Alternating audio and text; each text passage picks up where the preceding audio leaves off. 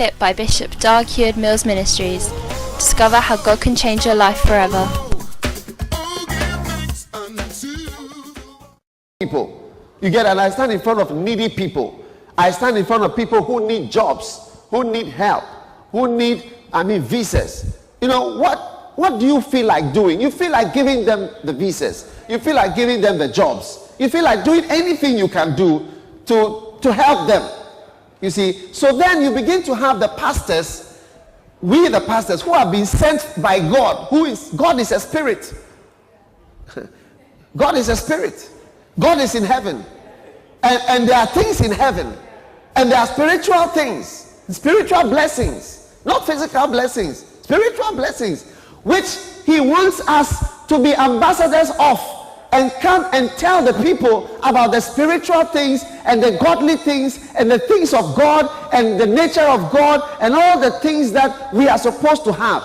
But when we are sent and we come and see the poor people that we've been sent to, and they look so tired and they look so hungry and they need husbands and they need wives and they need children and they need solutions, they need visas, then we become so moved by the situation that we begin to change the message a bit. Are you understanding what I'm talking about? And then we begin to turn the message. Then we feel that, let me, they look depressed. Let me motivate them a bit. Let me say something that's just encouraging. So then we just have encouraging messages. Then after a while we look and we say, yes, you can have the Bible and so on, but if you don't have money in your pocket, what's the use of a Bible when you don't have money and you can't eat? Or what's the use of a Bible in your hand when you don't have money to take transport to come to church? So let me teach them how to get money. And gradually, we have very high sounding reasons to change the gospel message from a simple gospel message into a message of economic empowerment. I was with some pastors and they were talking about, you see, we need to empower our people economically. Economic empowerment. That's why, and so gradually we become more and more teachers of success. You see, because success is not a bad word.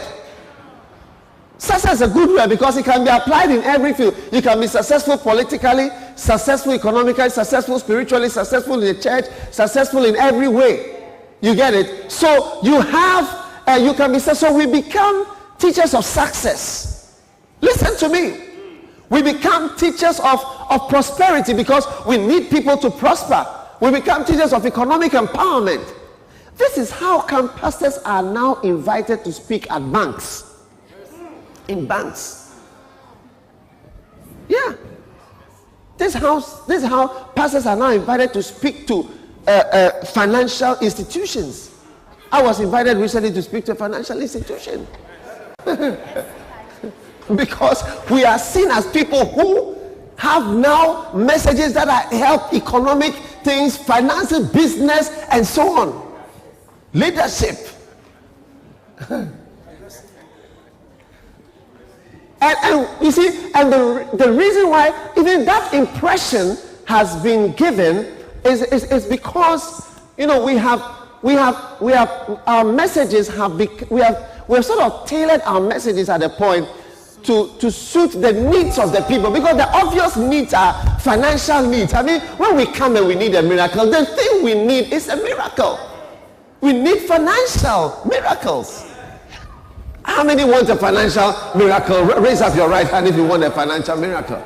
I mean, if I came to church today and I was coming to teach you about, look, how to develop, financially, how to move from good to better, and how to move from better to best, how to move from good to great in your finances, how to let your finances go. I put on the television one day, I saw somebody's messages, money come to me now. That's the title of the message, money come to me now. Money comes, how money comes, how to improve, how to multiply, and so on. And I mean, how many want money to come to you now?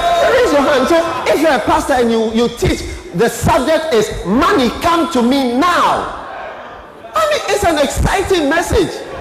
Do you understand? It's an exciting message. And not that you cannot blame the pastors, but you can easily see how we become teachers of these things predominantly. I wouldn't say that it's wrong. No, it's not wrong. But in terms of the emphasis, what's the main thing? Because we also need to teach these things. But that should not replace the gospel. Are you understanding what I'm saying? Just like if I want to be a doctor, I need to learn many things. I cannot just learn parasitology, because there are more things than parasites. Parasites are things like malaria parasites and what are some of the parasites? Rosemary, tell me some parasites. Onchocerca volvulus, and what else? Treponema pallidum. Is that no? Trypanosoma. Okay, and what else? HIV is not a parasite. It's a virus. Okay, let's say even virology or even microbiology, where we're learning about viruses and bacteria. There is more, because hypertension is not caused by a bacteria.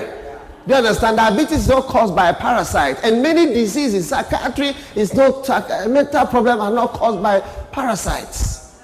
They are caused by so many. So I can't just, if I want to just learn virus, then I should become a virologist or a bacteriologist. And so in the ministry or the church, we can't just learn one thing. We have to learn all the things. But you see, when you see the main need is malaria, a doctor should not just be somebody who just knows only about malaria. Otherwise, you are not a doctor, you are a malaria killer or something.